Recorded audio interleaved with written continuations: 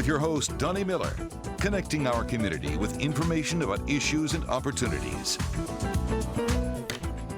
Hey, good Sunday morning and welcome to Bridges. I'm so happy to have you with us. Before we get started today, I really want you, if you have a minute and you're interested at all, take a look at a column that Keith Burris wrote on Thursday, May 8th. It's an amazingly well-written column, a great piece on the perspectives of how difficult it is to manage free speech in a democracy. He focuses primarily on Ted Nugent. Ted Nugent apparently referred to President Obama as a mongrel or something along those lines.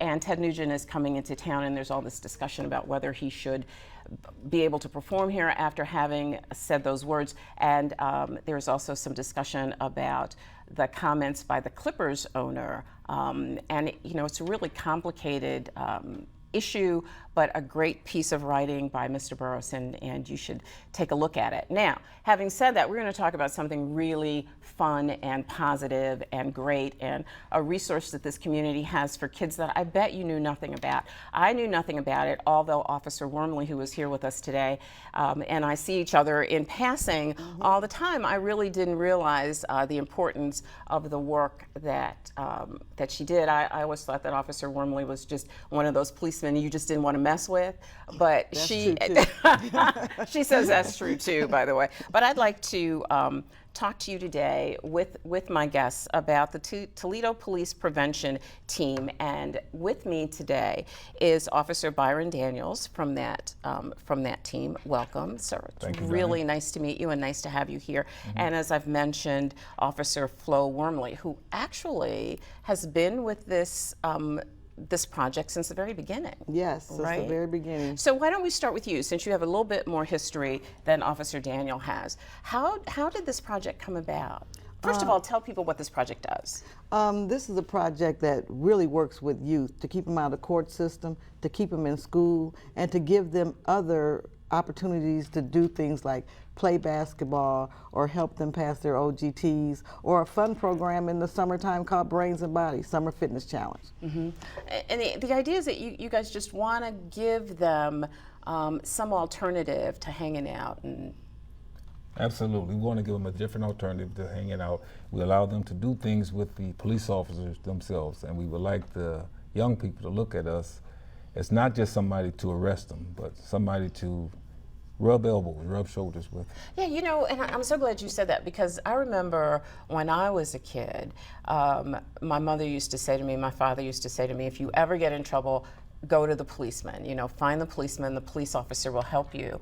And, you know, you guys kind of struggle with that perception these days. People don't always see you as being terribly friendly. So this program is really helpful in that way. Well, definitely, because, you know, a lot of kids, we have to come into homes and deal with domestic situations or any other type of situation, so they don't really see us in a good light, Right. or if they're being stopped on the street and questioned or arrested. So that light is really tarnished a lot, and the police prevention team really tries to turn that around and let them see that we're just not all out there. We do have to take care of business, but we have other things that is valuable to them. Right, because the goal here, I mean, nobody wins when kids get in trouble. Correct, nobody wins. And, you know, the good part about this job, a lot of people don't understand, is I get a lot of satisfaction out of young people coming up to me down the road asking me a question, and I remember when they were smaller. Little, yeah. You get a lot of satisfaction about just solving a dispute without taking someone to jail. Yeah. So there's great satisfaction. And there's a way to do that. I mean, when you and I spoke last night, we talked an awful lot about the dispute settlement process, and I'd like to share that with folks. But before we do that, where do you all get your referrals from? How do you get to be a part of the program? We get most of our referrals from the school resource officers. If a student gets in any type of trouble in school, it falls under Safe School organization. So they'll be brought over to our office, and the board has certain guidelines for certain conducts. So our program is a diversion program, and they'll come over to us, and some necessary paperwork will be done by the student and the parents. And from that point on, contract is actually signed with the police, the student, and the parents themselves. and they will have to do some community service work. The community service work can be anything from cleanup to working at the food bank, lecturing young students. We do a lot of bullying seminars. We use the bigger students to kind of educate the smaller students Oh, wow. about their conducts. Yeah, and the contract that they sign is just one that has them understand the terms of the program and agree to participate. Is that right? Basically, and it tells them if they have a charge that comes to us that can be filed through the juvenile court system or they can be arrested for them, as long as they do the things we ask them to do, the officer will not file those charges against them. Really? Yeah, so that's a big Wow, plus. that's a major plus. And then we also work with the school system to get them back in school. That 10-day suspension could possibly turn into a 5-day suspension.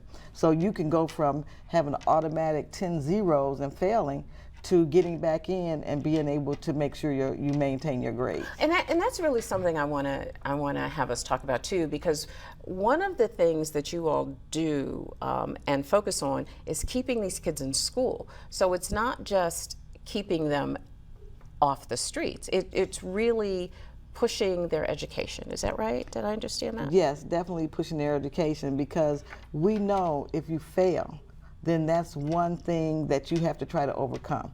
That means that's a credit you have to make up. That's another year you might be in the 9th grade. So we really try to focus on making sure they try to graduate on time. Yeah, yeah. So, you know, these days when there's so many parents, not just single parent homes, and of course there are a lot of those, but just parents who have kids who are influenced by so many inappropriate things and they're just over their heads with worry, and you know that being able to control your child is really just a myth. If they don't choose to do what you want them to do, it really gets to be a challenge. And you know, kids have a lot of power if they choose not to listen to what their parents tell them to do. So if I'm a mom and I'm at home and I'm struggling with a child, can I just call you guys? Yes, the parents, they can give us a call, and Officer Warman and I, we will stop by and we'll do our own on-the-spot mentoring. Really? We will listen to the issues that the parents are having with their children. We'll try to set up a meeting with the child himself, him or her, and we'll sit down and we'll try to talk to him, and we'll try to reach some type of happy agreement. And since I came over here, Officer Wormley is just really tremendous. She's well known, and she has that motherly instinct that is needed for both the boys and the girls. And I'm just really impressed with her service over the years. After 30 years of service, her passion for the children is just unbelievable. Wow, that's such a great thing to say. You know he's trying to get you to buy lunch. Oh, hey, I'll tell you a quick situation. Just the other day, we had a young man come in, and we both knew we had dealt with him. We just had forgot. So he had such a bad attitude, we kicked him out. So Byron, Officer Daniels, is talking to the mother, and then I go out to find the kid. And Officer Daniels on the phone called me, talking about, come back here. If he don't want to do it, don't worry about it. I said, that's okay, Byron, that's the father in you. Right. Now, I'm gonna let the mother out in me. But you know, it turned out that he came back and he was respectful, and he's gonna be doing a few things with us coming up in the next week. So let me just sort of repeat this just so I think I have it right. So if I'm a mom at home and I'm really concerned, or a dad at home, and I'm really concerned that my child is out of hand, I can call the Toledo Police Prevention Team, and you guys will come in and intervene with me and help me with that. Absolutely, we will. That is we will do amazing. that, yes. And I'm sure that half the city doesn't know that that's an option. No, they don't. But you know, I want to make sure when I go to the plate with you, and we're batting, that you're batting with me. We're not going to come in, you know, to govern your children, or you use us as, well, we'll call Officer We'll call the Daniels. police. I was just Yes. going to say that. You know, Yeah, we you won't don't let wanna that do happen. Right. Right. And this young man that Officer Wormley was talking about the other day, you know, while Officer Wormley was outside talking to the young man, I was talking to the mother, and I was able to get a little bit more information. And as Officer Wormley said, he did come in, and he was, you know, well, and I guess he got out what was ever bothering. And toward the end of the session, when he agreed to sign the contract and to do his community service work, you know, he gave his mom a nice long hug, and he held it for a while, and I was real impressed with that. And so he will be at the mall tomorrow. It's Law Enforcement Day out at the mall, so he'll be our McGruff character at the mall. He'll be, yeah. And he will be going on our trip with us. We'll take a trip the last Friday in every month. We travel to Detroit, Michigan, and it's like a modified version of a Steer Straight program. And so this young man will be attending that with us also. So can we talk about that for a second? So you go to Detroit, and then what happens when you go to Detroit? Yes, well, as I said, it's Detroit Reentry Center, and every month we take about 12 young men down there, and you sit right at the table just like we're sitting here. You sit down with real killers, real murderers, young men who are serving life in prison. They've committed all types of crimes. So they counsel and they talk to the young men about the effects of alcohol, drugs, gangs, being disrespectful to parents, school teachers, not getting a job. These young inmates will answer any question that they have. So you sit right at the table, and it's not like you see on TV. There's no yelling, there's no screaming, there's no threatening. They'll talk to you in a calm voice, and it's a very impressive program, and we look forward to it every month. Every month you do that? Yes, every month. How many kids are you taking down with you?